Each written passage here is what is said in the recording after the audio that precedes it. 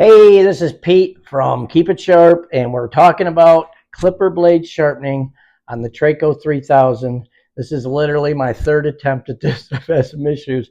So first thing, we've already charged our disc. Okay, we're going to assume that here. And so next we're getting ready to put our first clipper blade on. They suggest giving a thin layer of grit between each blade. So I'm only going to give that a thin one because we're all, we're going to assume we've already done like one blade. This is actually my third because of the screw up, but hey, we're learning. So what I'm going to do here now is put the blade on. So you grab your comb, put it right here. I kick these two out. They go right into the two screw slots, on the comb, and then it slides in. Boom. Everything's done for you then. Don't feel like you're not a professional because this thing's doing all the work. It means I am so smart to get a machine that will hold this perfectly for me, and my fat fingers aren't going to screw things up. So next is your cutter. Let's get a cutter out. Boom. Same thing here, and I meant to blow that up. Right here. Almost looks like two flathead screwdrivers. That goes on your groove where your spring rail is. Goes right, that groove goes on those two flathead screwdriver looking things. Your screw here that was in the middle needs to be right in the middle. See, that thing should rock. Make it flat, turn it over so it's ready to go down. That one's ready to go down. Boom, that's it. Turn on our machine. See, they're going. I lower this down. I try to put it in the center of the disc when it goes down. I set my 2-minute timer. Make it easy for you guys. This is a few bucks on Amazon. I got 2 of them. You can set it for how many minutes, and when you push the button, it counts down. Real nice. So what I'm going to do here is move the camera so you can see the sparks. And what you're going to see here, if you can see that, is very little sparks. So with the Treyco 3000, it's running slower than those red machines. That's okay.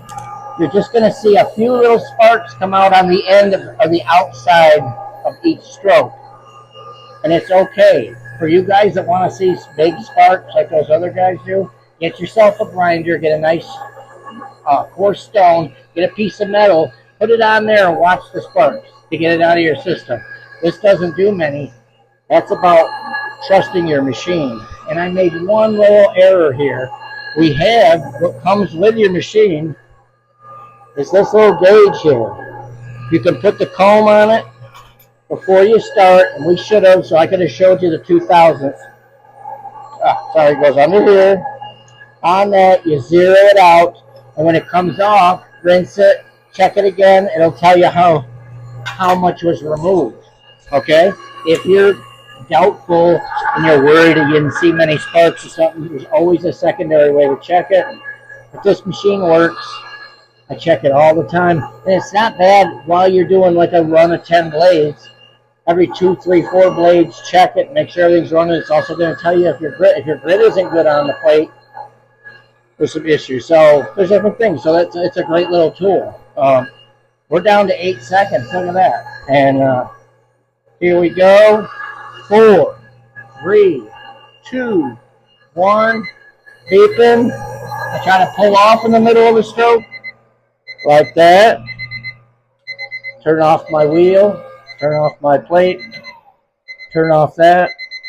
Reset my timer. Look at that. Blades are done. And as you see there, look at that grit's just right. It's just sticking. It's not too, it's probably, we're almost ready for another quick oil and some grit. But I give it a little tap, throw it in the first rinse bucket. Same thing. Look at that cutter. Look at those. But you know it's been working. That's got the right amount of grit hanging on it. Throw it in there. Let me move the camera so you can see my rinse.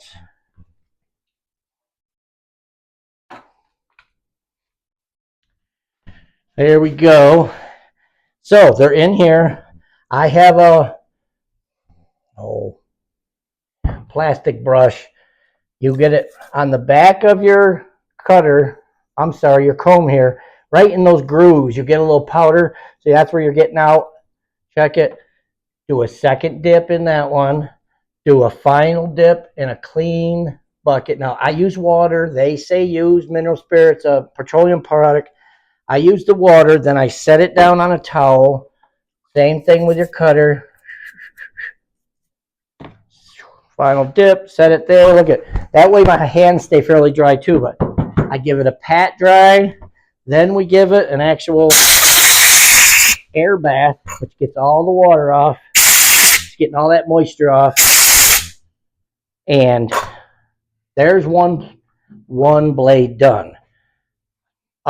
Real easy. Now you got to get a system going, and what I'll do is, so when I put those in the water, what I'll do is hook up my next two, put a little grit on the plate, start it up, get that one going, do your rinse, your pat dry, your air, set it there, move my magnet over to the one that's got the comb and cutter missing out of it. And there you go. So on this batch, I'm down to the last one I have to do by hand. So we do occasionally have to do by hand on this machine. Not a big deal. Get you one of those magnets. I'm actually using a Weldon magnet. So when you have to do it, I try to do as few by hand as possible, because I feel by hand there's too many ways to mess up. And that's one of the reasons I feel this is the superior machine. So that was it. I promised to do one of an actual going through the steps one more time, and that's it. Here's my little system. I got this on a roll around cart. If somebody wants to see how I built the roll around cart and see all that, leave it in the comments.